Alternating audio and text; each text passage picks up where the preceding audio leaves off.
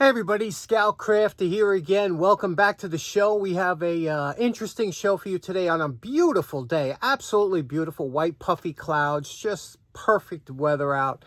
And as you know, for the last 20 days, I've been kind of incapacitated with my back. I really can't do anything. But I'm starting, hopefully, to work out of it. I'm stretching every day, trying everything, but it just has to run its course. So today we have a couple things to get to because tomorrow is the Long Island Tool Meet out in Smithtown, Long Island.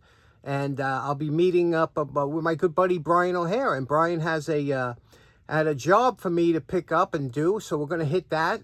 We got a couple things to talk about, a couple show and tells. I hope it's going to be a good show. Let's get started right away. Okay, next up, a couple weeks ago, I was talking about the 50-50, one of my 50-50 mixes. This one here is 50% mineral oil and 50% Vaseline. Now, you have to heat this up to make this mixture. It is absolutely fantastic. I use it for so many things. It's safe on your hands. You could wipe it on. It's terrific, okay? And somebody, and I'm so sorry that I tried to remember your name. I don't have it.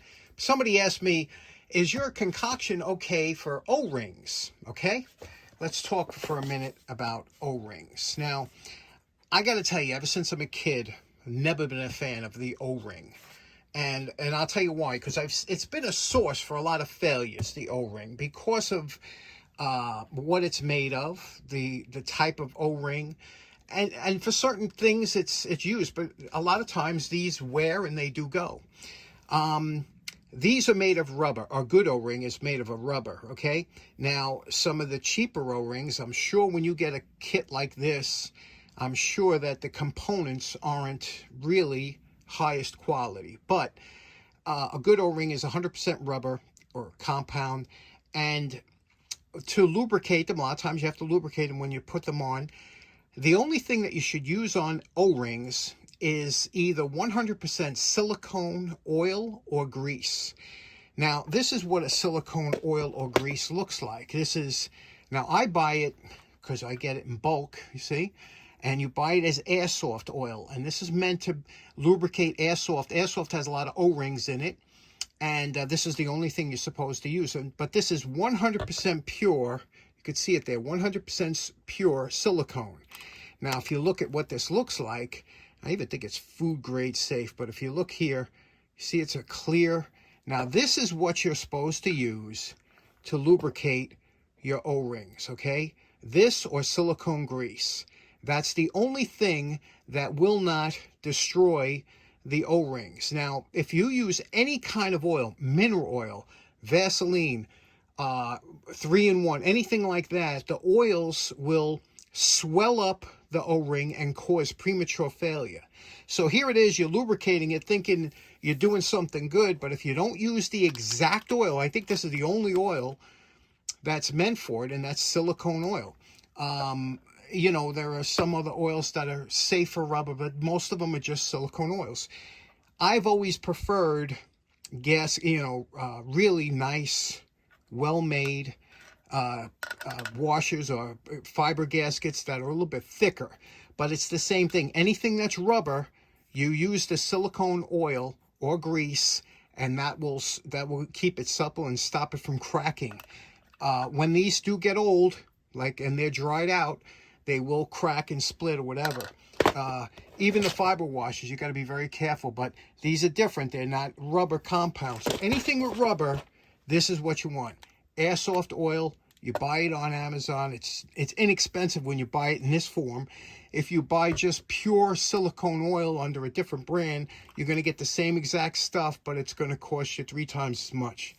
So, pro tip there. Okay, next up, our great friend and good friend of the show, Brian O'Hare, sent you. We all remember Brian. Everybody loves Brian who knows Brian. Brian brought down these 2 awesome Bulldog truck hood ornaments, and he says, look, put them on some plaque. You keep one, I keep one. I was like, oh, you could. What a deal that is, huh? You gotta bet that's what we're going to do now. So let me tell you a little bit about these, okay? This is the Mack truck bulldog hood ornament, okay? Different sizes for different trucks they had. They used them on most of their vehicles. The history of these goes back to World War I, where the Brits, yep, that's right, the UK, the Brits called Mack vehicles over there bulldogs because of how rugged those and dependable the vehicles were. So, in 1932, a gentleman by the name of Alfred Fellows Massery, who was the chief engineer of Mack trucks, was in the hospital, and he carved these, believe it or not, carved them out of wood.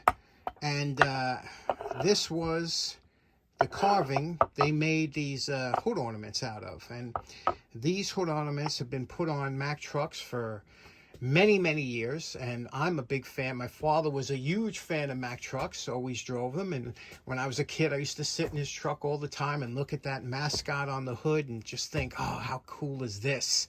And probably the coolest truck ever made by Mack was the 1974 Evel Knievel Mack truck. You might remember that. Anyway, what do you think of these? We're going to clean these up. We're going to mount them on a plaque.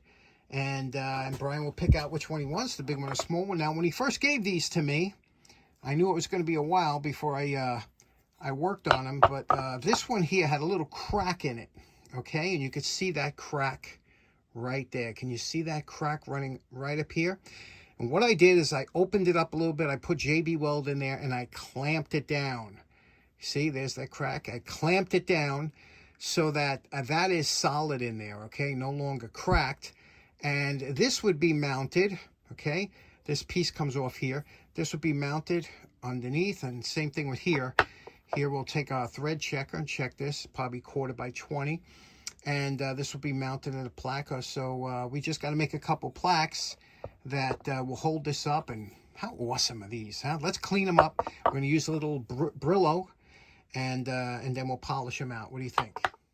Okay, I scrubbed really hard with the Brillo, and it's just not getting through these pits. These pits are in there deep, so we're going to have to go over to the wire brush. I have different grades of wire brush. The one here on the lathe is a soft one. We'll use that. Okay, using our thread checker, we found out that this is not 1/4 by 20, but 1/4 by 28. It is the finer version, but we're going to have to run a die over this because they are a little bit mangled, okay? And these two screws here are 832, so we have both of those in stock if we need them. If not, we can make our own nuts or whatever. But you could see here we had to go over it with the wire brush because of the pitting. Couldn't get out the pitting with the steel wool, which is the preferred method. You always start with the softest method first and then work your way up. Steel wool didn't take it off, but you see the wire brush did a nice job. We'll hit it. We're going to polish this out, but my back is starting to cramp up, so we're going to have to take a break. Now, you can see I was talking about the threads being a little bit buggered up on here. God knows what they've been bounced around. So we're going to take a die. This is a 1/4 by 28 die. Okay, and this is called a rethreading die. It's made specifically for cleaning up threads like this. And now you have to be very careful threading it on. You don't want to cross thread it. But once you get it on, we'll spin it down. Now, you can see here, you really don't have room for a wrench on here to get, but you can do it by hand. If you just go back and forth like this, work the threads, because again, a lot of times they just bug it up. If worse comes to worse, you could put an adjustable wrench on here, but using your hands here and just work it back and forth, and you'll see how nice these threads come out again. You're really not cutting. And a drop of cutting oil will help if they're stubborn.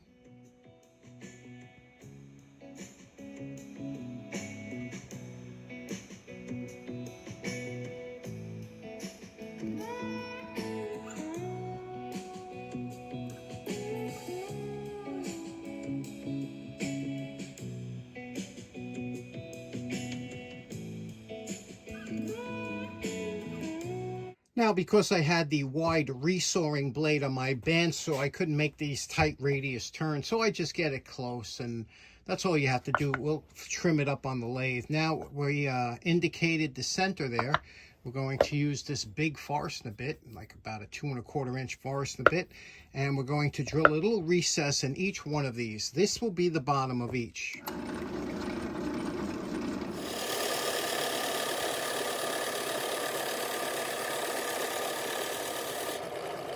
Now these little recesses here will allow the chuck to grip it as we turn. This will be the top.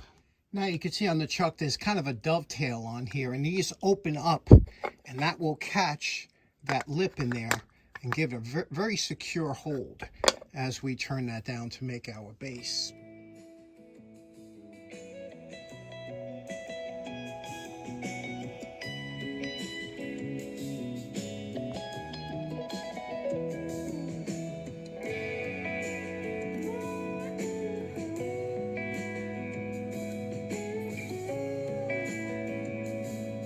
Okay, here we go. We have two small plaques. You can see the recess there. This will help it be very sturdy, both of them here. Now what we're going to do is we're going to stain it with my favorite stain, a little gun stock, and we'll let that dry and probably put some shellac on it, whatever, but then we'll mount it later on.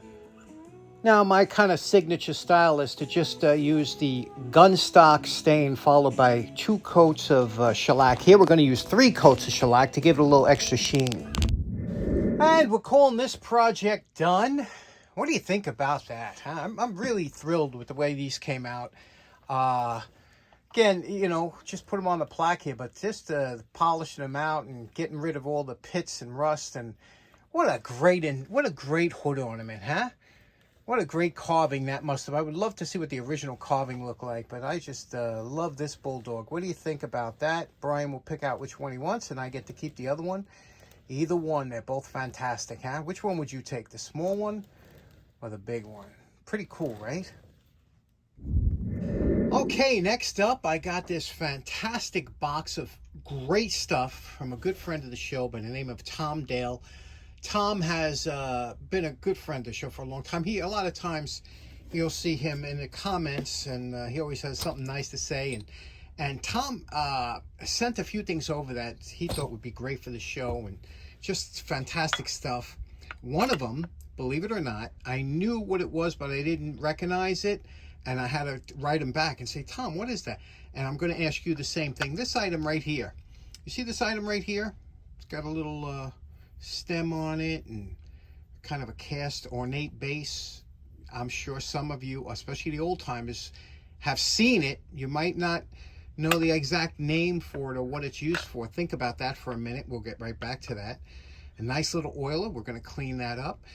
Some church keys, as they're called, or can/bottle openers. These are always great, and I'll show you how we're going to address them. This here, really interesting. A couple of vintage, he sent a few of these, like about 6 of them. Panel lights, dashboard panel lights, but for 125 voltage. I'm going to show you what these are for. These are great because I got a project coming up that could use them. And then lastly, he sent some awesome punches over. Look at that. So we'll get to this. Let's start with, first of all, let's start with this and see how this looks and what it is. Okay, you can see here, this is an indicator light for a panel of some sort. And you can see just the way this is made. Extremely heavy duty. It had usually a colored cap that would go on top of here. This would go in to the bottom of the panel. This would tighten down, and the colored cap would go on top. And this is for 125 volts. It's rated for, right there you can see.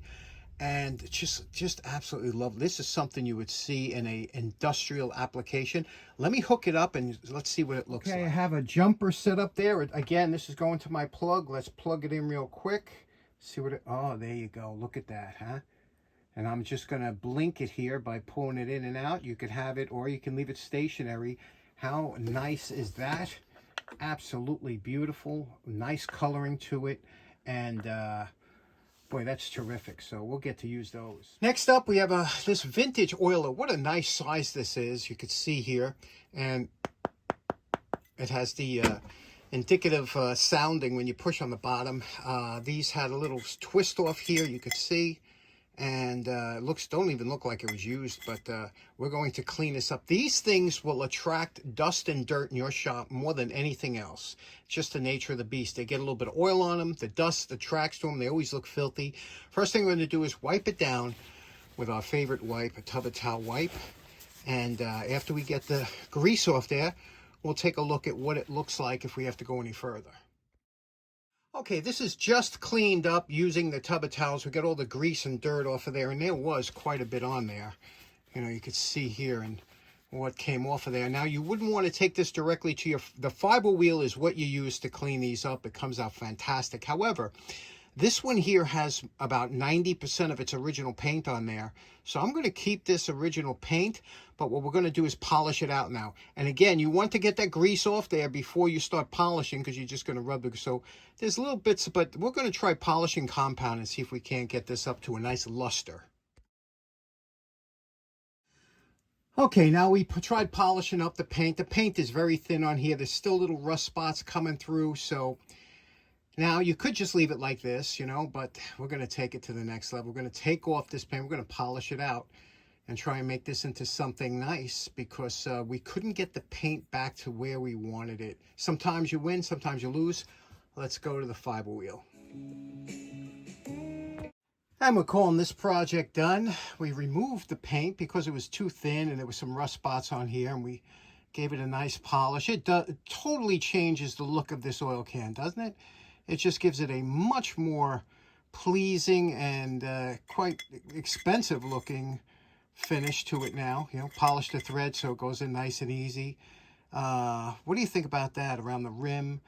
Fiber wheel. That's what you need when you're going to do any kind of oil can restoration. The fiber wheel just knocks it out of the park. What do you think?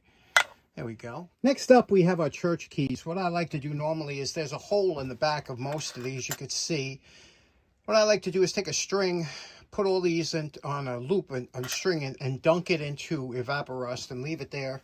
That'll get rid of a good amount of rust, especially the rust that's in between and the nooks and crannies and stuff. But if you don't have Evaporust on here, you can do it manually. I'm going to take this one. It's probably the worst one here as far as rust goes. And I'm going to clean it up with just a wire brush and show you that you can get an acceptable finish just using manual. I'm calling this one done. Now, like I said, I picked out a bad one, right? So let's take a look at how this came out with just manual work. No chemicals, no nothing, just wire brushing. And then we finished it up. I polished it with a little Plastex.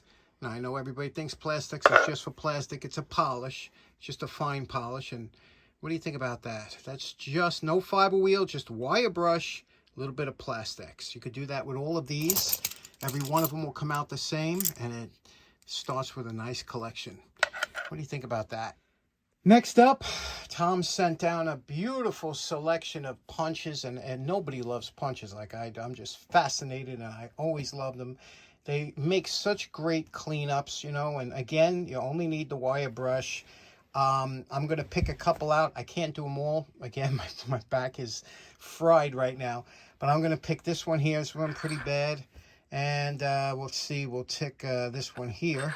That one looks pretty bad. And maybe this one here. So we'll take these three. Okay? These three. And I'll show you what they look like. Just a wire brush and how nice they come out. Okay, there we go. Now, that's only with the wire brush. You can see how nicely these came out. All the rust has been removed. It looks really nice. Now, what we're going to do is put glove up for this. I'm going to take these, and we're going to spray them down with some, some WD-40, okay? And then you're going to wipe these down with WD-40. Make sure they're all... WD-40 is just a cleaner. We're not using it as a lubricant. We're just using the cleaner. That'll get off. You'll see some dirt coming off. So wipe them down first with WD-40 and then give them a coating of mineral oil and store them. And there we go. We're calling this project done. What do you think of these? And this is the way all of them will come out. I just have to do it when I'm healed up. What do you think? Okay, so what do you think? Does anybody know what this is? The old times, did you come through yet? Okay, what this item is this is a receipt holder. They used to use these at almost every diner in New York years ago and all over the country, and these were in many, many stores. And what happened is after they would write your receipt or whatever the case may be, or you went up to pay your bill, they would take your receipt and they would slam it down on this point. And as a kid, I always remember thinking, that's a dangerous looking spike to have sitting there. They would take this receipt between two hands and put it down, and they'd be stacked up here, and then every once in a while the boss would come and pull off the stack and put it back down. But I really never knew what they look like under the stack of receipts, but this is what they look like. And there was a bunch of different types, styles, but this is it. And there were so many names for these things. Look at all the names they had for these. So isn't that interesting? Never seen one of these before up close. How about you? Next up, this great item comes from my good friends Jimmy and Lisa Campanella from Connecticut. Jimmy and Lisa have been friends from the show a long time, and they just sent over this fantastic item. You know what this is? I know what you're thinking. I can't WD-40. This is the 50th anniversary edition can that they had. And you can see the shape of the can is all different. It's a very unusual can. And they've become quite collectible. Now, you remember I did 8 months ago, I did the 75th anniversary, which was a radio, came with a can-shaped radio and a can of WD-40, and I opened that on the air, and some of the guys freaked out because I opened the box on the air, but that's what we do here, you know, we're just going to, it's all for the channel. So, Jimmy and Lisa sent this over. This was from 2003.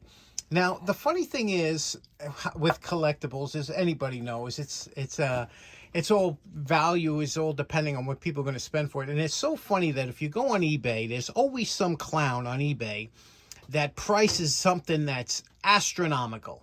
And a lot of times when they do that, they drive the price up of a certain item. So here you see a couple examples of some people putting ridiculous prices on this thing.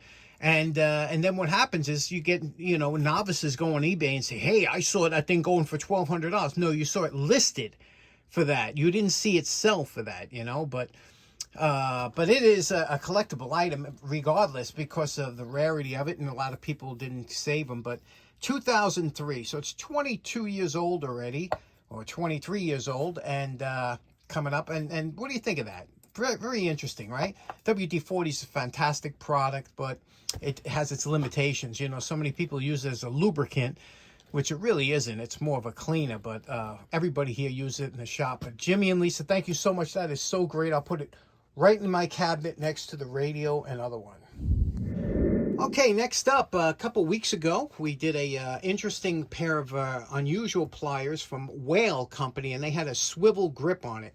And I said, what a great pair of locking pliers. I wonder why nobody copied it. And in fact, a couple of you on the channel in the comments said, yes, Knipex makes a similar pair. And then my good friend Brian Little, he actually sent me the model number. So what I did is I ordered a pair.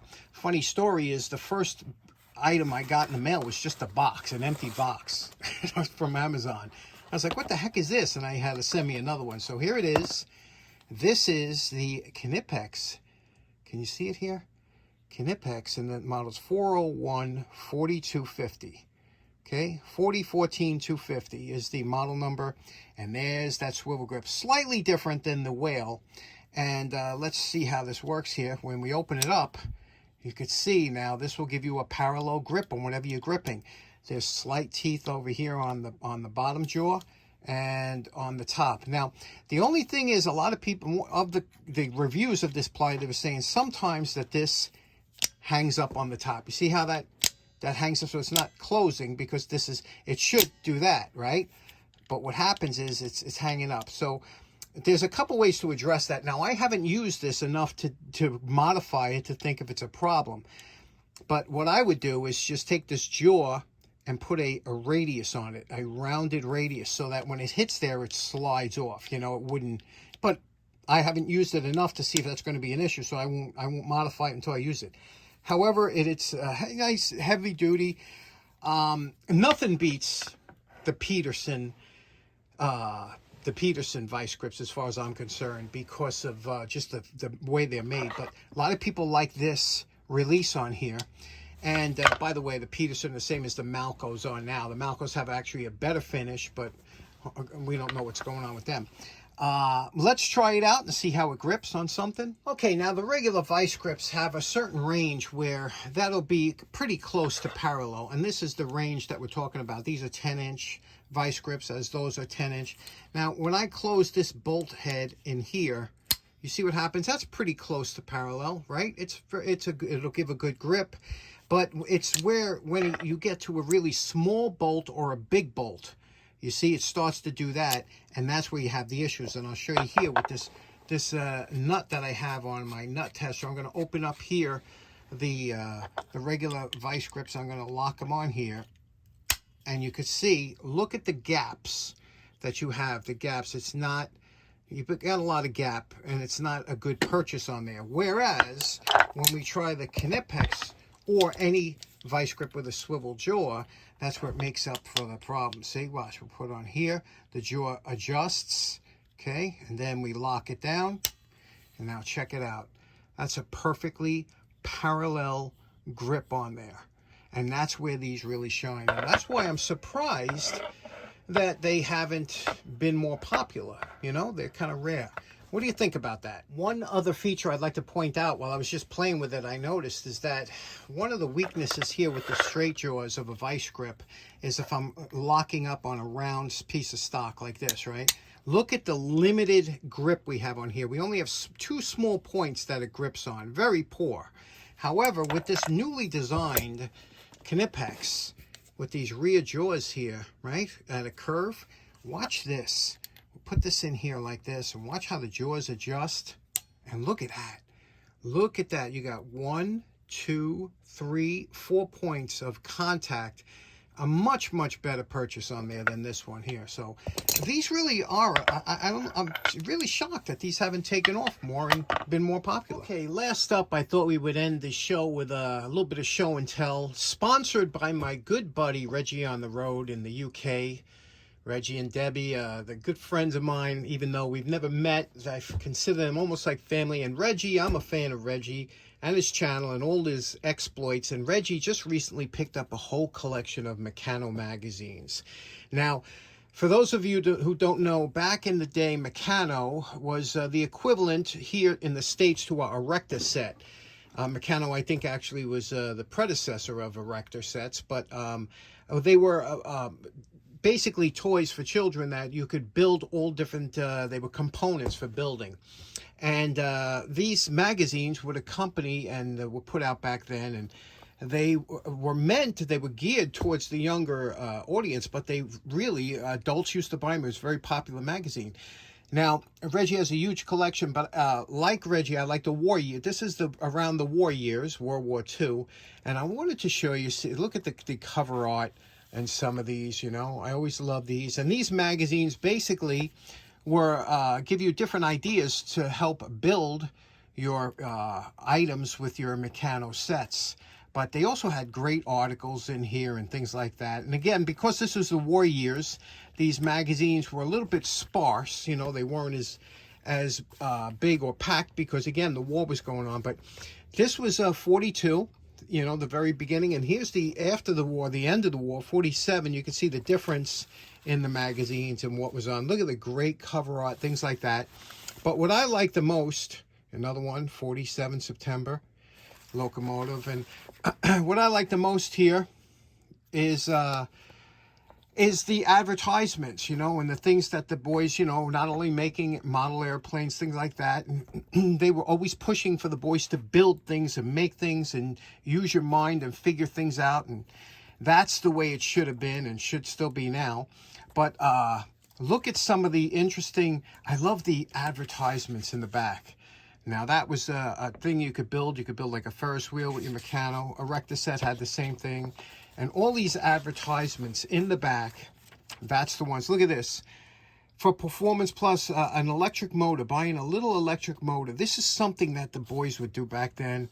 And that's why they were so good at making things and building things.